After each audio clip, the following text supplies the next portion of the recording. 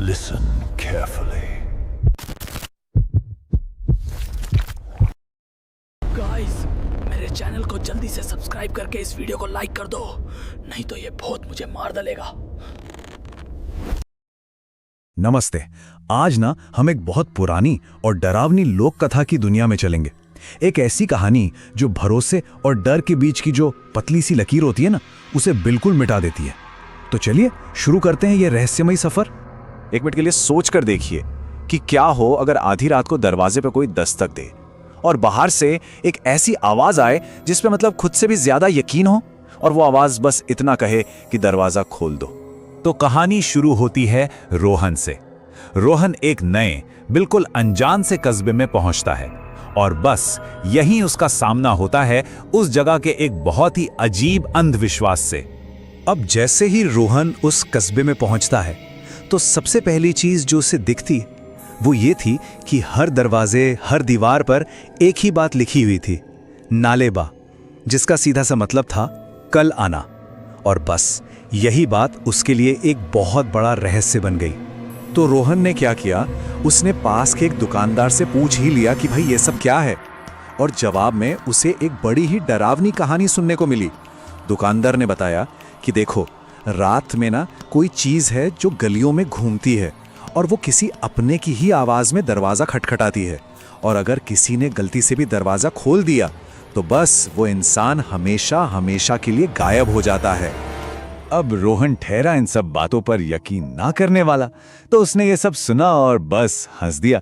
उसे लगा कि ये सब तो बस फालतू का अंधविश्वास है और उसने इस पूरी बात को इग्नोर कर दिया। और फिर आ ही गई वो रात। आधी रात के ठीक बाद कहानी एक बहुत ही भयानक मोड़ लेती है। रोहन का सामना ठीक उसी चीज से होता है जिसका वो मजाक उड़ा रहा था। आधी रात हुई और पूरे कस्बे में एक अजीब सी, मतलब एकदम पिन ड्रॉप साइलेंस वाली खामोशी छा गई।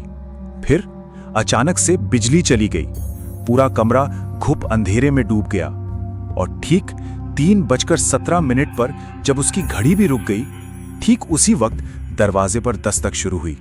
वो दस्तक धीमी तो थी, पर उसमें एक भारीपन था, एक ऐसी आवाज जिसने रोहन की नींद तो क्या, उसके होश ही उड़ा दिए, और दिल में एक अजीब सा अनजाना सा डर बैठ गया। अब देखिए, कहानी उस मोड़ पर आ जाती है जहां डर सिर्फ बाहर से नहीं आता बल्कि मन के अंदर से हमला करता है। ये वो पल है जब कोई अनजाना खतरा किसी की सबसे बड़ी कमजोरी को पहचान लेता है। बाहर से एक आवाज आई, रोहन दरवाजा खोलो। ये सुनते ही रोहन का तो मानो दिल ही धड़कना बंद हो गया। अरे ये आवाज, ये तो उसकी माँ की थी जो उससे सैकड़ों किलोमीटर दूर रहती थी। ये कैसे मुमकिन हो सकता था?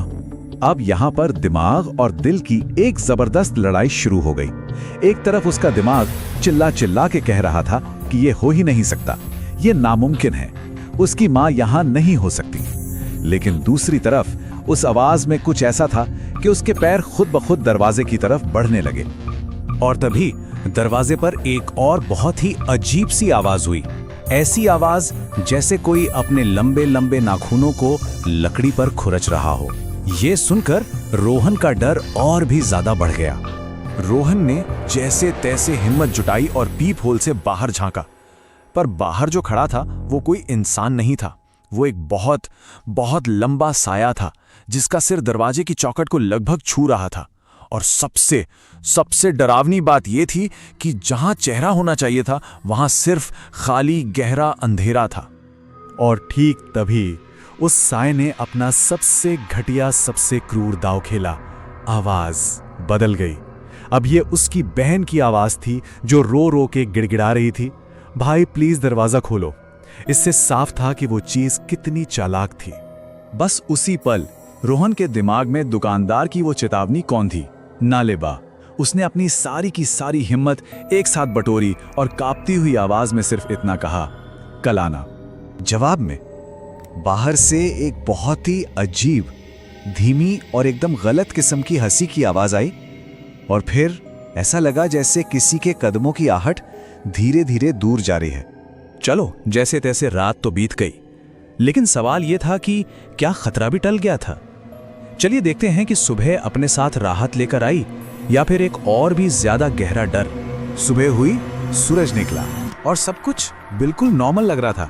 ऐसा लग रहा था मानो रात का वो भयानक मंजर बस एक बुरा सपना था और अब सब कुछ ठीक हो चुका है। लेकिन तभी रोहन की नजर सड़क के उस पार एक घर पर पड़ी जहां काफी भीड़ जमा थी। लोग आपस में कानाफूसी कर रहे थे कि उस घर के परिवार ने रात में दरवाजा खोल दिया था। अब वो घर बिल्कुल खाली था, वहां सिवाय खामोशी के और कुछ नहीं था। मतलब वो अंधविश्वास सच था। रोहन को एक पल के लिए लगा कि चलो वो तो बच गया, लेकिन कहानी का असली और सबसे खौफनाक मोड़ तो अब आने वाला था, क्योंकि कल आ चुका था। वो घबराकर अपने दरवाजे की तरफ वापस मुड़ा और उसने कुछ ऐसा देखा जिससे सच में उसकी रूह कांप गई। दरवाजे पर लिखे वो लाल अक्षर नाले बा गायब थे। किसी ने उन्हें खुरच दिया था और उनकी जगह लकड़ी पर 3 नए शब्द गहरे खुदे हुए थे। वहां लिखा था, मैं कल आया था। मतलब उस चीज ने उस नियम का भी तोड़ निकाल लिया था। कल आना कहने का मतलब था कि वो सच में अगले दिन लौट आया था। और फिर उसकी नजर जमीन पर पड़ी। दरवाजे पर कीचड़ भरे पैरों के निशान थे, लंबे पतले नंगे पैरों के निशान। और वो निशान दरवाजे से बाहर नहीं बल्कि सीधे उसके घर के अंदर जा रहे थे। ठीक उसी पल उसके बिल्कुल पीछे से घर के अंदर के उस अंधेरे गलियारे से एक आवाज गूंजी, उसकी मां की वही नरम, वही भरोसेमंद आवाज, रोहन दरवाजा खोलो। कहानी यहीं खत्म हो जाती है, लेकिन अपने पीछे एक बहुत ही डरावना सवाल छोड़ जाती है। कोई उस खतरे से भला कैसे बच सकता है जो दरवाजे के बाहर नहीं बल्कि पहले से ही अंदर मौजूद हो। अरे तुमने तो अभी तक लाइक और सब्सक्राइब नहीं किया यार, जल्दी से कर दो, ये बहुत मुझे मारने ही वाला है।